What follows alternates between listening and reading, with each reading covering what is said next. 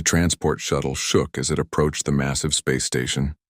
Minyo Kang gripped his seat and looked at the 4 other humans sitting with him. They all wore the same nervous expression. This was it. After months of preparation, they were finally arriving at Atheron 7, the most famous military academy in the entire galaxy. Hana Yoon sat across from him, checking her equipment for the 3rd time. She was always calm before big moments. Junyo Park was muttering to himself while typing on his datapad. Ji Woo-shin stared out the window at the station, her eyes wide with wonder. Tae-hyun Choi, the biggest of them all, was surprisingly quiet. The station was enormous. It looked like a small moon floating in space. Lights covered its surface like a city at night. Hundreds of ships moved around it like insects around a lamp. This place trained officers from 847 different alien species, and now for the first time it would train humans. The shuttle landed with a soft thud. The door opened and cool air rushed in. Minyo stood up and grabbed his bag. His team followed him out into the docking bay. The sight that greeted them made everyone stop and stare. Aliens, thousands of them, creatures of every shape and size imaginable. Some had 4 arms. Others floated in the air. Some looked like insects the size of humans. Others were made of what looked like living crystal. The noise was incredible, a mixture of sounds that no human language could describe. But something was wrong. As the humans walked through the bay, the aliens nearby went quiet. They stared. Some backed away. Others pointed and whispered to their companions. A group of insect-like creatures actually ran in the opposite direction. Hana leaned close to Minho. Her voice was low and confused. She asked what was happening. Why were they acting like this? Minho shook his head. He had no answer. Junho was frantically typing on his datapad, trying to translate the whispers around them. His face went pale. He grabbed the datapad with both hands and read the translations out loud.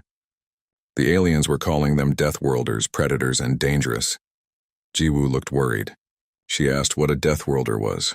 Before anyone could answer, a loud voice echoed through the bay. All cadets were ordered to report to the main amphitheater immediately. Orientation would begin in 10 minutes. The amphitheater was massive. It could hold thousands of beings. The humans found seats near the middle, though the aliens around them quickly moved to different sections. Soon the 5 humans sat alone in a sea of empty seats. A creature walked onto the stage. She was tall and reptilian, with 4 arms and scales that shimmered green and blue. Her eyes were sharp and intelligent. This was Instructor Valketh, one of the most respected military trainers in the galaxy. Valketh spoke in a voice that carried easily through the huge room. She welcomed them to Atheron 7. She explained that they would spend the next year learning what it meant to be officers in the Galactic Council. Many would fail. Some might not survive the training, but those who succeeded would become the finest military minds in known space. Then she changed topics. Her voice became serious. She said that today's lesson was about planetary classification. The Council rated every known planet based on how dangerous it was. Class 1 planets were paradise worlds with almost no threats. Class 12 planets were called death worlds. A hologram appeared above the stage. It showed a beautiful blue and green planet. Valketh explained what made a planet a death world. The atmosphere had to be toxic to most species. The gravity had to be crushing. The temperature had to swing between extremes that would kill unprotected beings.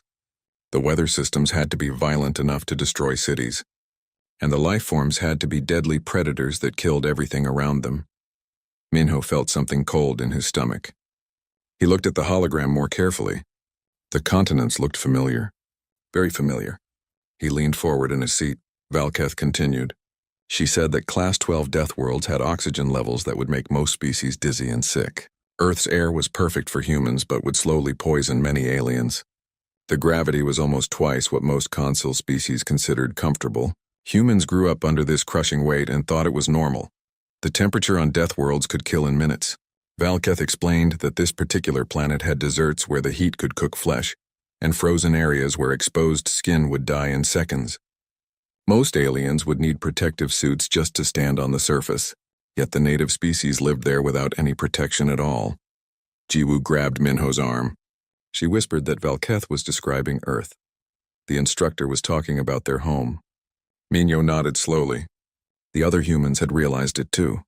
Valketh's voice grew even more serious.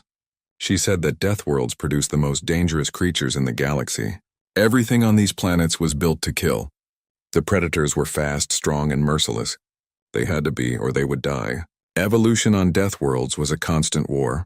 The hologram changed. Now it showed various Earth animals: lions, bears, sharks, crocodiles. Valketh pointed at each one. She explained that these were just some of the predators on this single planet. Any one of them could kill most console species easily, and these were not even the apex predators. Then the hologram showed a human. Valketh paused for a long moment. She said that somehow, impossibly, this death world had produced a species intelligent enough to achieve space travel. The species called themselves humans. They evolved by climbing to the top of the most brutal food chain in known space. The amphitheater erupted in noise. Thousands of aliens began talking at once. Some sounded frightened. Others sounded angry. Many turned to look at the 5 humans sitting alone. Valketh raised one of her forearms, demanding silence. She continued. The Council had granted humans provisional membership 20 years ago. It was a controversial decision. Many species believed that death world predators should be quarantined on their planet. Others argued that any species capable of space travel deserved a chance. The debate continued to this day. An alien stood up in the front row. He was insect-like with a shiny shell and multiple legs. His voice was loud and harsh. He said that death world savages had no place at this academy. Humans were dangerous.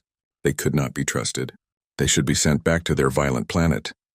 Before Valketh could respond, another voice filled the amphitheater. It was calm but carried absolute authority. Everyone turned to see who had spoken.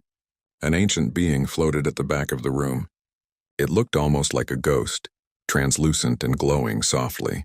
This was Admiral Corinth, the commandant of Atheron 7. The admiral spoke slowly. He said that the insect cadet would show respect to all members of the Council, or be removed from the academy immediately. There would be no tolerance for discrimination. Every species here had earned their place through merit. That included the humans. The insect cadet sat down quickly, but his body language showed anger. The admiral floated forward slowly. He looked directly at the 5 humans. He told them that they would face prejudice here. Some would fear them. Others would hate them. But if they proved their worth, they would earn respect. The choice was theirs. Minho stood up. His voice was steady despite his racing heart. He said they understood. They were here to learn and to serve. They would prove themselves through their actions, not their words. The admiral studied them for a moment, then nodded. He seemed satisfied. The orientation continued, but Minho barely heard the rest. His mind was racing with thoughts. They had traveled across the galaxy to attend this academy. They had dreamed of joining the Great Council. But nobody had told them that the entire galaxy saw them as monsters. That night, the 5 humans gathered in their shared quarters. The room was designed for alien physiology and felt strange to them. Everything was too low or too high. The beds were uncomfortable. The air felt thin, though Junho's scanner said it was actually richer in oxygen than normal console standard.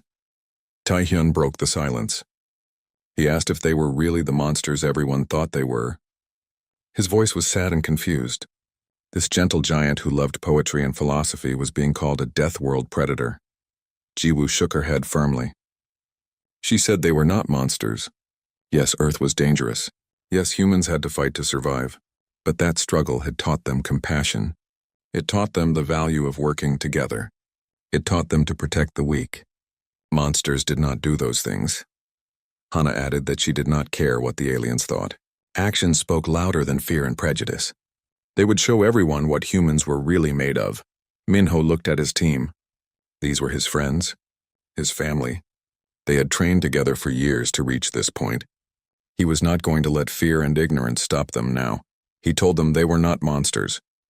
They were survivors, and they were going to show this galaxy what that meant. They would face every challenge with courage and honor. They would prove that humanity deserved its place among the stars. They would make Earth proud. The 5 humans put their hands together in the center of their circle. They made a promise to each other and to everyone watching. They would not fail. They would not break. They would show the galaxy that death world humans were not something to fear. They were something to admire. Outside their window, the stars shone bright and cold. Tomorrow, their real test would begin. Tomorrow, they would start proving that humanity belonged here. But tonight, they stood. The alarm blared at 0500 hours. Minho was already awake. He had barely slept. Today was the gauntlet, the first major test for all new cadets. He woke his team quickly. Within minutes, they were dressed and ready. The briefing room was packed with nervous cadets. Instructor Valketh stood at the front, her forearms crossed. She looked at everyone with her sharp reptilian eyes. Her voice was firm and cold as she explained the exercise. The gauntlet was 50 kilometers of hell. It would test their endurance, strength, and ability to work as a team. The course had multiple zones with different challenges: freezing cold, crushing gravity, combat scenarios. Most cadets took 18 hours to complete it. 60% failed on their first attempt. Valketh looked directly at the human squad. She said she did not expect them to finish. Their death world bodies might be tough, but they were untested in real conditions. There was no shame in calling for rescue. Many cadets did. Hana stood up. Her voice had an edge to it. She said with respect that they did not travel across the galaxy to quit on the first day. Valketh's mouth moved in what might have been a smile. She said good. She would have been disappointed otherwise. The simulation chamber was enormous. It could recreate any environment in the galaxy. As the human squad entered, the temperature dropped instantly. The room transformed into a frozen wasteland. Snow began falling. Wind howled around them. The temperature reading showed -40 degrees. Around them, alien cadets were putting on thick environmental suits. Special heaters, insulated boots, full face masks. The humans wore only their standard combat uniforms. Several alien squads stared at them in disbelief.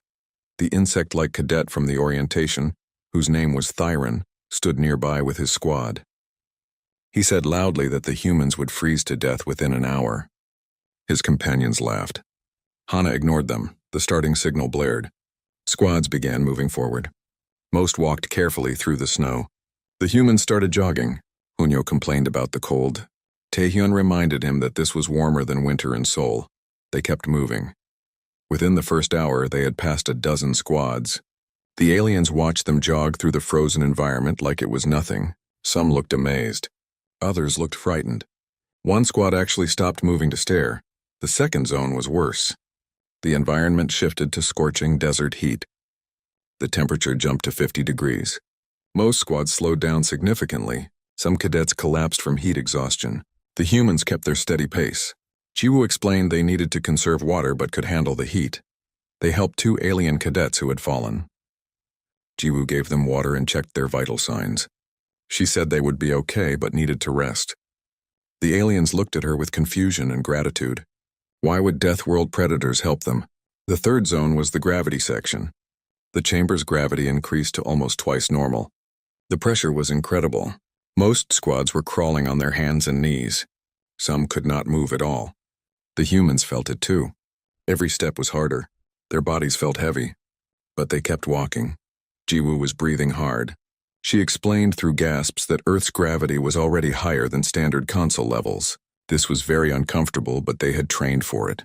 Their muscles and bones were built for higher gravity. They found Thyron's squad completely stuck. The insect cadet was on the ground, unable to stand. His squad members were trying to help him, but they could barely move themselves. Pride and fear mixed on Thyron's face as he saw the humans approach. Minho made a decision. He told his team they would help. Hana protested. She said Thyron had been nothing but hostile to them. Why should they help someone who wanted them to fail? Minho was firm. They were all cadets. They did not leave people behind. That was not the human way. Taehyun lifted Thyron onto his back. The big human carried the insect cadet like it was nothing. The other humans helped Thyron's squad members move forward. They moved slowly through the high gravity zone together. Thyron said nothing. His eyes burned with humiliation and something else. Maybe respect, maybe rage. It was hard to tell. After the gravity zone came the combat section. This was the final test. Defense drones with real weapons would attack them. Their goal was to neutralize the threats and protect a simulated civilian. The drones were smart and dangerous. Many squads failed this part. The drones appeared instantly. Laser fire lit up the chamber. The humans moved without needing orders. Their training on Earth had prepared them for exactly this. Minho assessed the situation in seconds. He shouted orders. His team responded immediately. Hana and Taehyun provided covering fire. Every shot Hana took hit its target perfectly. Taehyun's heavy weapons kept the drones at a distance. Hyunho pulled out his datapad and began hacking the drone network. His fingers flew across the screen. Jiwoo tracked enemy positions and coordinated movements. She called out drone locations and weak points. The team moved like a single organism. Each person knew what the others would do before they did it. This was the result of years training together. Junho successfully hacked 3 drones. They stopped firing and fell from the air. The remaining drones became confused. Their formation broke. The humans pressed their advantage. Within minutes, every drone was neutralized. The civilian simulation was completely safe. The chamber went quiet. A voice announced that Squad Kang had completed the gauntlet. Time was 9 hours and 23 minutes. That was a new record. The previous record was 14 hours. The humans exited the chamber exhausted but successful. Waiting for them were Instructor Valketh and Admiral Corinth. The ancient admiral floated forward. His glowing form seemed brighter than usual. He spoke with quiet authority. He said that in 200 years of Academy history, no first-year squad had ever finished in under 12 hours. The humans had shattered expectations. They had demonstrated exceptional skill, endurance, and teamwork. But more importantly, they had shown compassion by helping other squads. That was the mark of true officers. Valketh stepped forward. She looked at each human carefully. She said she had been wrong about them. They were not just survivors. They were warriors. She would be honored to train them further. Coming from the legendary instructor, this was high praise indeed. Word of the human squad's performance spread through the academy like wildfire. Some cadets were impressed. Others were more frightened than before. If humans could do this on their first major test, what else were they capable of? That evening, a crystalline being approached their table in the mess hall. She looked like living diamond, with light dancing through her translucent body. This was Nira, a member of the Luminar Collective. She asked politely if she could sit with them. The humans welcomed her.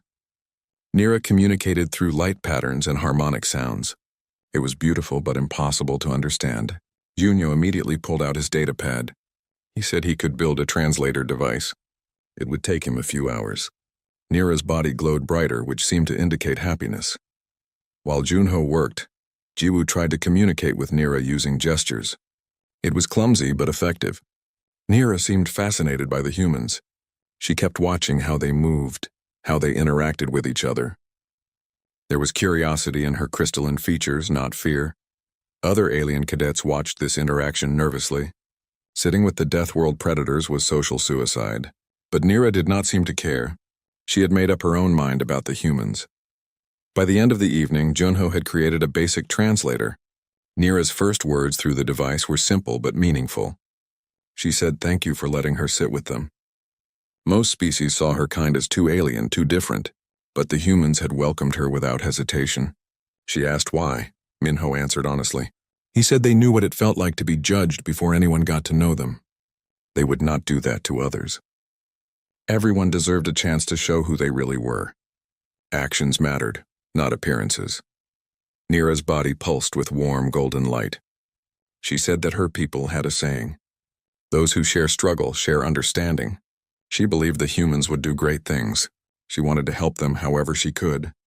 From that moment, they had their first true alien friend. Later that night, in a secure observation room, Admiral Corinth and Instructor Valketh reviewed footage of the gauntlet. Valketh admitted she had been wrong. The humans were extraordinary. They moved with precision and confidence. They adapted to every challenge. And they never abandoned their principles, even when it would have been easier. The Admiral nodded slowly. He said the question was not whether the humans could meet Consul standards. The question was whether Consul standards were high enough for them. This was both exciting and concerning.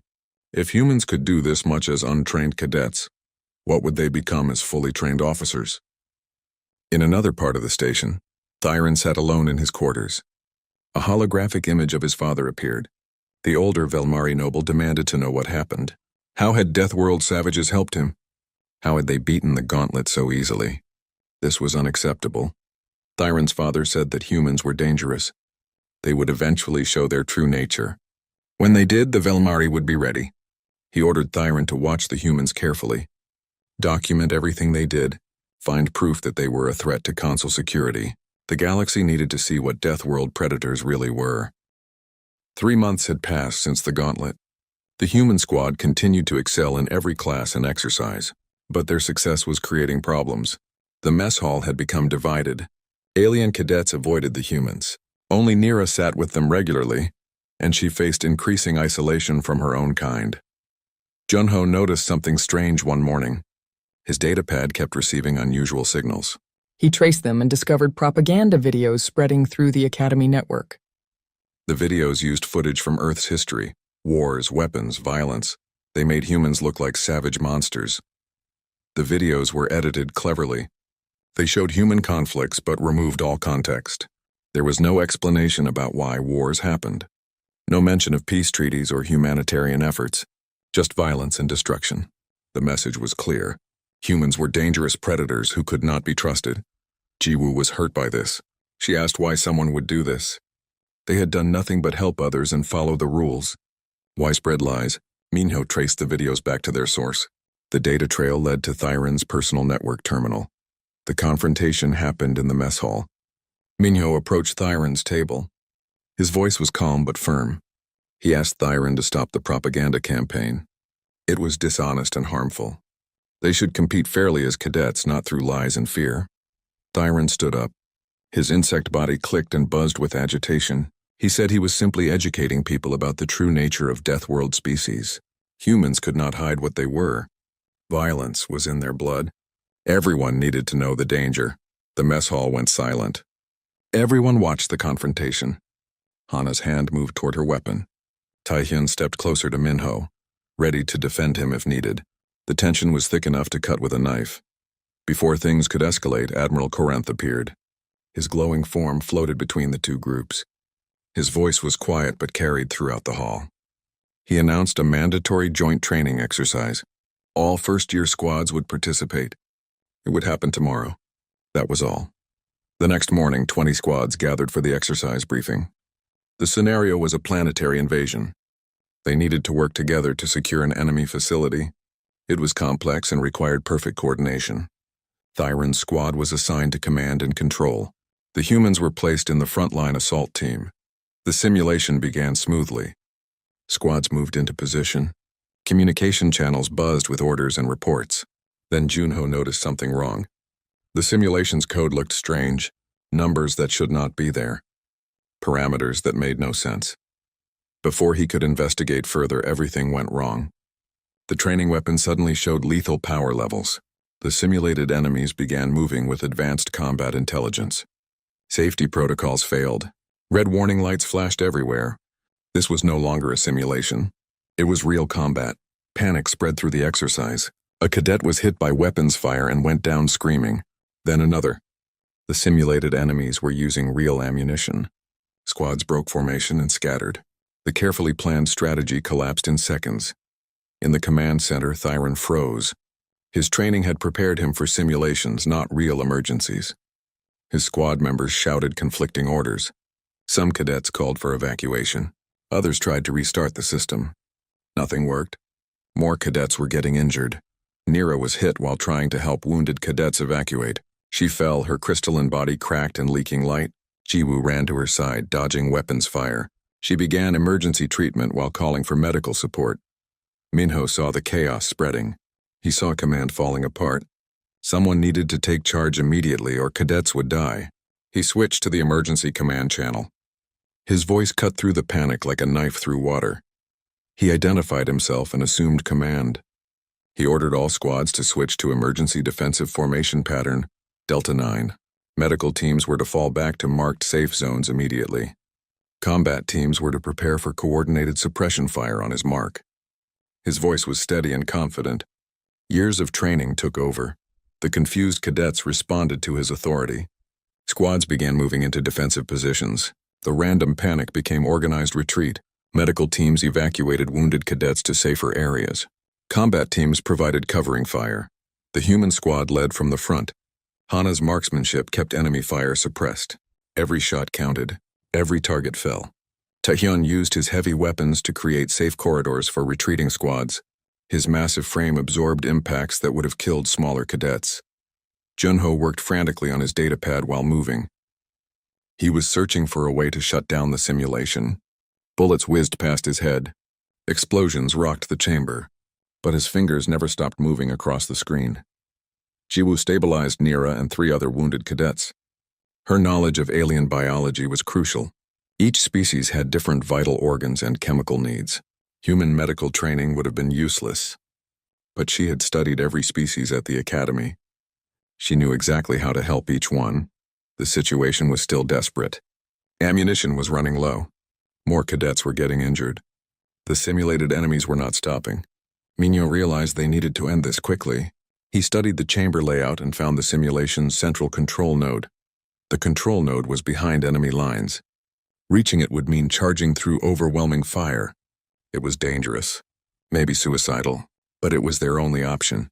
Minyo explained the plan to his team. They all understood the risk. They all agreed without hesitation. The human squad charged forward. They moved like lightning through the chaos. Hana and Taehyun cleared the path. Junho protected the datapad that would shut everything down. Jiwoo marked safe routes and enemy positions. Minyo led them straight toward the control node. Other cadets watched in awe. The humans fought with controlled aggression. Every movement was precise. Every action had purpose. They protected wounded aliens while advancing under fire. They coordinated without speaking, moving as one mind in 5 bodies. They reached the control node. Junho connected his datapad. His fingers flew across the screen. Code scrolled past faster than anyone else could read. He was fighting against the simulation's corrupted programming. Sweat dripped down his face. The others formed a protective circle around him. Enemy fire intensified. They were running out of time. Junho muttered to himself in Korean, numbers and code, commands and overrides. Then he found it. The master shutdown sequence. He executed it with a final keystroke. Everything stopped. The simulated enemies froze mid-action. Weapons powered down. The hostile environment faded. The chamber returned to its normal state. Silence fell. Then the sound of labored breathing and quiet moans from the injured. Emergency medical teams flooded into the chamber. 17 cadets had been injured, some seriously, but thanks to the quick response, there were no deaths. Every single cadet would survive. Jiwoo's medical intervention had saved lives. Minho's leadership had prevented disaster. The investigation began immediately. Academy security traced the corruption in the simulation. The sabotage was deliberate and sophisticated. Someone had hacked the system. Someone had tried to create a disaster. The evidence trail led to external sources, military intelligence networks from the Velmari hegemony, the same government that Thyron's family controlled. They had used his access codes without his knowledge. They had tried to create an incident that would justify expelling humanity from the console. Thyron was devastated. His own government had used him. They had put cadets in danger to advance their political agenda. He sat alone in an interrogation room, his insect body trembling. His father had betrayed everything the Academy stood for. Meanwhile, the human squad kept vigil in the medical bay. Nira lay in a specialized tank that was slowly repairing her crystalline structure. The humans refused to leave. They had been there for hours. Other cadets came and went, but the humans stayed. When Nira finally woke, her first sight was 5 tired humans watching over her. She communicated through Junho's translator device. Her voice was weak but clear. She asked why they stayed. They had done enough already. Jiwoo answered simply, because Nira was their friend. Friends did not leave each other alone in times of trouble. On Earth, this was one of the most important rules. Stand by your friends no matter what. Nira's body glowed with warm golden light. Tears of pure light fell from her eyes. She said her people had a saying, those who share danger share souls. The humans were no longer just allies. They were family. Nothing would break that bond. News of the incident spread across the academy and beyond. Many cadets who had feared the humans now saw them differently. They had watched humans risk their lives to save aliens. They had seen human compassion in action. The propaganda videos suddenly seemed foolish and cruel. Instructor Valketh made a public statement supporting the human cadets. She said they had demonstrated the highest qualities of leadership and courage. They had saved lives at great personal risk. She was proud to train them. Coming from the legendary warrior, this was extraordinary praise. But not everyone was convinced. In a secure communications room, Admiral Corinth spoke with human government representatives on Earth. His message was grave, Powerful forces in the Council wanted humanity expelled. They would not stop after one failed attempt. The political battle was just beginning. The simulation sabotage had triggered a galaxy-wide debate. Within days, the Galactic Council called an emergency session. Representatives from 847 civilizations would vote on humanity's future. The humans were summoned to testify before the entire Federation. Minho and his squad prepared nervously. They would stand in the council chamber, surrounded by holographic projections of every member civilization. Billions would watch the proceedings. The fate of humanity rested on what they said and how they said it. The council chamber was overwhelming. It was a vast space filled with light and technology beyond human comprehension. Holographic representatives appeared as giants towering over the floor. Some looked vaguely humanoid. Others were completely alien. All of them were watching the 5 humans standing in the center. Representative Thelvorn of the Velmari hegemony spoke first. His insect body was magnified to enormous size. His voice boomed through the chamber. He argued that the simulation incident proved his point perfectly. Humans attracted violence. Danger followed them wherever they went. Thelvorn continued his speech with passion. He said Deathworld species could not be trusted. Their evolution made them violent by nature. They saw the galaxy as prey. Keeping humans in the Council was like inviting a predator into a peaceful home. For the safety of all civilized species, humanity must be expelled and quarantined to Earth. Other representatives joined the attack. They brought up Earth's history of warfare. They mentioned human weapons and military conflicts. They painted humanity as bloodthirsty monsters barely contained by civilization. The arguments went on for hours. The humans stood silently, listening to themselves being condemned. Junho whispered to Minho. He asked if they should defend themselves. Minho shook his head. Let them talk. Let them say everything. Then humanity would respond. Actions spoke louder than fear, but sometimes words were necessary too. Finally, Admiral Corinth floated forward. His glowing form commanded attention without speaking. He asked if the human representatives wished to address the Council. Minho stepped forward.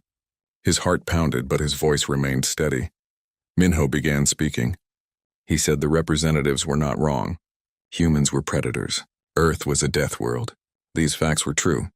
But they were not the whole truth. Yes, humans evolved through constant struggle, but that struggle taught them something many peaceful species had forgotten. He explained that survival meant cooperation. Every human alive was the product of countless generations who chose to work together rather than fight alone. Humans did not conquer Earth through individual strength. They conquered it through collective compassion. They learned to protect the weak, heal the sick, and share resources. Minho's voice grew stronger. He said that when the simulation failed, humans did not run. They did not panic. They protected every single cadet in that exercise, regardless of species. They risked their lives for aliens they barely knew, because that was what humans did. They fought for those who could not fight for themselves. The chamber erupted in debate. Some representatives were moved by his words. Others remained skeptical. Thelvorn demanded a formal investigation into human psychology and biology. He wanted proof that humans were not a threat. The arguments continued for hours. Then Admiral Corinth presented new evidence. Security footage appeared throughout the chamber. It showed the complete data trail of the simulation sabotage. The hackers had come from Velmari military intelligence networks. The attack was designed to create an incident that would justify expelling humanity. The revelation shocked the assembly. What began as a trial of humanity had transformed into an exposure of political conspiracy. Multiple civilizations were implicated. They had been working together to undermine the Council's integration policies. Humanity was just one target among many. The Velmari delegation denied everything, but the evidence was overwhelming. Communication records, financial transfers, hacking tools, everything pointed to a coordinated campaign. The galaxy's attention shifted from human danger to political corruption. Representative after representative stood to speak. Many defended humanity. The Luminar Collective, Nira's people, presented a formal statement of support.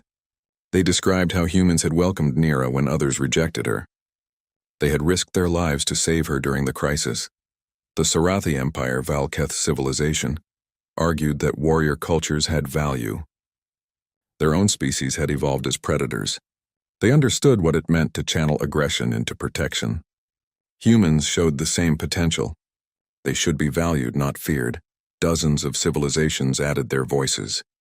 Many had benefited from human assistance during the Academy incident. Their cadets would have died without human intervention. That meant something. Actions mattered more than evolutionary history. Admiral Corinth called for a vote. The question was simple. Should humanity retain its provisional membership in the Galactic Council? The chamber fell silent. Holographic representatives prepared to cast their votes. The humans held their breath. The voting took only minutes but felt like hours. Each civilization registered its choice.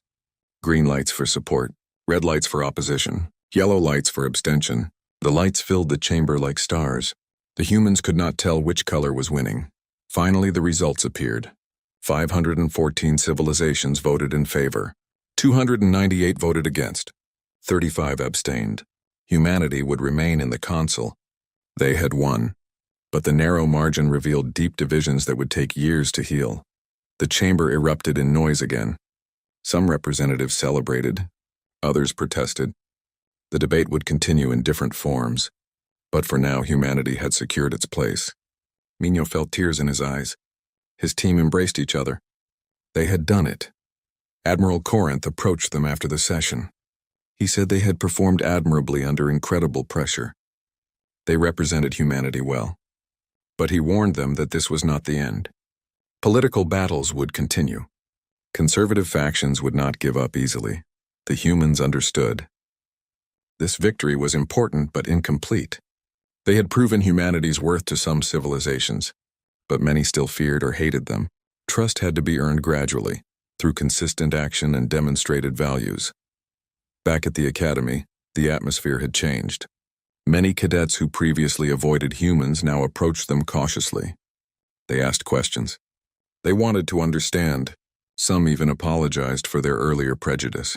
The propaganda had been effective, but reality was more powerful. Thyron requested a private meeting with Minho. The insect cadet looked broken. His family faced serious consequences for their role in the conspiracy. His father had been removed from his political position. Thyron himself was on probation at the Academy. Thyron apologized. His voice was quiet and sincere. He said he had been wrong about humans. Fear and prejudice had blinded him. His family's politics had poisoned his thinking. The humans had saved his life during the gauntlet. They had protected all the cadets during the crisis. He had been a fool. Minho listened carefully. Then he offered his hand in the human gesture of peace. He said everyone made mistakes. What mattered was learning from them. Thyron could start over. The past did not have to define the future. They were all Council cadets. That meant they looked out for each other. Thyron took Minho's hand. His insect body trembled with emotion. This was a new beginning, not just for him, but for many cadets who had judged humans too quickly. Actions were changing minds slowly but surely. That evening, the human squad gathered in their quarters. They had been through so much together. The gauntlet, the propaganda campaign, the sabotage, the Council trial. Each challenge had tested them. Each test had made them stronger. Junho broke the silence. He said they won, right? So why did it feel like they had just started an even bigger fight? Hana smiled. She said because they had, but that was fine. Fighting was what they were good at. Not with fists or weapons. Fighting with character and principles. Taehyun added that fighting was the wrong word. Surviving was better. Humans were survivors. They had survived Earth's brutal environment. They had survived prejudice and conspiracy. They would keep surviving until everyone understood what humanity truly represented. Jiwoo agreed. She said survival was not just about enduring. It was about thriving, about growing, about lifting others up while climbing. That was the human way. That was what they would continue to show the galaxy. Minho looked at his team with pride. They had come so far from that first day at the docking bay. They had been scared cadets unsure of their place. Now they were proven leaders who had defended their entire species before the galaxy. They had earned their place through courage and compassion. Outside their window, the stars shone bright. The galaxy stretched endlessly in all directions. Somewhere out there, Earth floated in space. Their home. Their death world. the planet that had forged them into what they were. They would never forget where they came from. That struggle defined them, but they were also something new now. They were not just humans. They were console defenders. They were bridge builders. They were living proof that Deathworld species could be forces for good. The real work of proving humanity's value had only just begun. But they were ready for whatever came next. Tomorrow would bring new challenges, new tests, new opportunities to demonstrate human character. 6 months had passed since the console vote. The human squad had continued their training with dedication and excellence. Slowly, steadily, they earned respect. Other cadets no longer avoided them. Some even asked to train with them. The mess hall was no longer divided. Change was happening. Then came the emergency alert. A civilian convoy carrying 50,000 refugees was under attack. The Krelnak Raiders, a notorious pirate organization, had ambushed them. The convoy's military escorts were overwhelmed. People were dying. Academy Command made an unprecedented decision. They would deploy cadet squads as reinforcements. This would be the final test for the graduating class.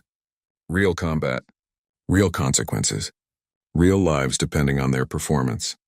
The briefing was grim. Instructor Valketh explained the situation without sugarcoating anything. The pirates had seized the convoy's flagship with 2,000 civilians trapped inside. They were executing hostages to force surrender. Time was critical. Every minute meant more deaths. Minho's squad was assigned to a boarding team. Their mission was to recapture the flagship and rescue the hostages. Thyron's squad was assigned to the same operation. The former enemies would fight side by side. Trust had grown between them over the past months. The drop pods launched from the Academy ships. They streaked through space like meteors. Inside, the cadets prepared their weapons and checked their equipment. This was no simulation. The pirates would use lethal force. Some cadets might not come back. The pod slammed into the flagship's hull. Cutting torches burned through metal. The boarding teams poured into the ship. Immediately, they encountered fierce resistance. The Krelnak pirates were battle-hardened mercenaries. They had fought across dozens of systems. They would not surrender easily. Thyron's squad took the first corridor. Within seconds, they were pinned down by defensive fire. 2 of his cadets went down wounded. The rest huddled behind cover, unable to advance or retreat. The pirates had superior position and firepower. The human squad moved immediately. They executed a flanking maneuver, drawing fire away from Thyron's position. Hana's precision shooting eliminated key enemy positions. Each shot counted. Each target fell. She moved like liquid through the chaos, never stopping, never missing. Taehyun approached a reinforced bulkhead blocking their path. The pirates had sealed it from the other side. Normal procedures would require specialized cutting equipment. Taehyun studied the door for a moment. Then he simply grabbed it and pulled. Metal screamed. The bulkhead tore from its mounting. The pirates on the other side stared in shock. They had never seen raw strength like this. Before they could react, Taehyun was among them. His combat style was efficient and overwhelming. He did not fight with rage. He fought with purpose. Each movement protected his team and advanced their position. Junho hacked into the ship's systems. His datapad connected to the flagship's network. Within minutes, he had access to life support lighting and internal sensors. He began causing chaos among the pirates. Lights flickered. Doors sealed unexpectedly. The enemy lost coordination. Jiwoo coordinated the entire operation. She tracked friendly and enemy positions. She called out tactical opportunities. She directed wounded cadets to medical stations. Her calm voice over the communication channel kept everyone focused and organized. The battle that should have taken hours was over in 37 minutes. The human squad's aggressive tactics and seamless coordination overwhelmed the pirates. Thyron watched in amazement. The humans fought with controlled violence. Every action had purpose. Every movement was precise. The ship was secured. 0 civilian casualties. Minimal friendly losses. The cadets had performed better than many veteran military units. But the mission was not over yet. The pirate commander, Vexar, had retreated to the ship's command center with 50 hostages. Vexar's demands were simple. Give him safe passage or he would decompress the compartment, killing everyone. Standard protocol required negotiation, but negotiations could take hours. The hostages did not have hours. Some were already injured and needed medical attention. Minho studied the ship's layout on his datapad. He found a maintenance shaft that led directly to the command center.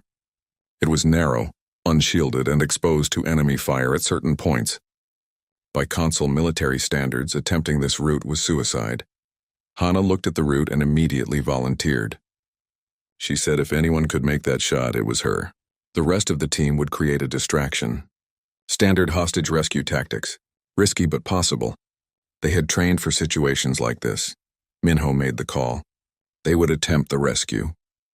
No negotiations, no delays. Lives were at stake. The team moved into position. Thyron's squad provided support and backup. Everyone knew the plan. Everyone understood the risks. Hana crawled through the maintenance shaft. The space was barely large enough for her body. Most console species could not have fit. Even for a human, it required extreme flexibility. She moved slowly and silently. One sound would alert the pirates. She reached a vantage point overlooking the command center. Through her rifle scope, she could see everything. Vexar stood in the center holding a detonator. 50 terrified hostages huddled against the walls. Several were injured. All were exhausted. Hana calculated the shot. Distance, angle, atmospheric conditions. Vexar's finger was on the detonator button. If he pressed it, everyone died. If she missed, everyone died. There was no room for error. No second chances. She controlled her breathing. In and out, steady, calm. Years of training focused into this single moment. She remembered every lesson, every exercise, every instructor who had prepared her for this. She was ready. Hana took the shot. The sound echoed through the shaft. Vexar fell. The detonator clattered to the floor, unused. The hostages screamed and dove for cover. Then silence. Slowly they realized they were safe. The nightmare was over. The Academy relief fleet arrived to find the cadet squads had already completed the mission. The convoy was secure. The hostages were safe. The pirates were captured. Admiral Corinth himself boarded the flagship to inspect the situation. He found the human squad helping medical teams treat wounded civilians. They were exhausted but still working. Corinth approached them slowly. His glowing form seemed especially bright. He spoke with quiet authority and deep respect. He said that today they did not fight as Deathworld predators. They fought as console defenders. They had protected the innocent and defeated those who would do harm. They had earned their place among the stars. They had proven what humanity truly meant. Thyron approached Minho. He extended his insect limb in the human gesture of respect. He said he had been completely wrong about humans. Fear and prejudice had blinded him. The humans had saved his squad twice now. He was in their debt. He would spend the rest of his career repaying that debt by defending humanity's honor. Minho accepted the gesture. He said they were all console now. That meant they looked out for each other. No debts, no grudges. Just comrades working together. Thyron's eyes glistened with emotion. This was more than he deserved. But he would accept it and become better because of it. News of the mission spread across the galaxy. The human cadets became legendary. The Deathworld warriors who proved their strength came from compassion, not cruelty. Public opinion shifted dramatically. Many civilizations that had voted against humanity now reconsidered their positions. The graduation ceremony was magnificent. Thousands gathered to honor the graduating class. The human squad received the highest honors in Academy history. They had achieved perfect scores in every category: combat, leadership, tactics, ethics. They set new standards. Minho was chosen to give the graduation speech. He stood before the assembled cadets, instructors, and dignitaries. His voice carried through the vast hall. He spoke about their journey, about prejudice and proof, about fear and friendship. He said that when they arrived, they were called monsters from a death world. They were feared and hated, nearly expelled, but they did not give up. They proved that being from a death world did not make you a monster. It made you a survivor, and survivors knew better than anyone the value of protecting life. He looked at the crowd. He saw Nira glowing with pride. He saw Thyron standing tall. He saw Valketh nodding with approval. He saw countless cadets from hundreds of species listening carefully. He continued with growing confidence. He said they were all survivors. Human, Velmari, Sarathi, Luminar. Every species here had overcome something to reach this moment. That struggle was what made them strong. That struggle was what made them worthy. And together there was nothing they could not overcome. The ceremony ended with celebration.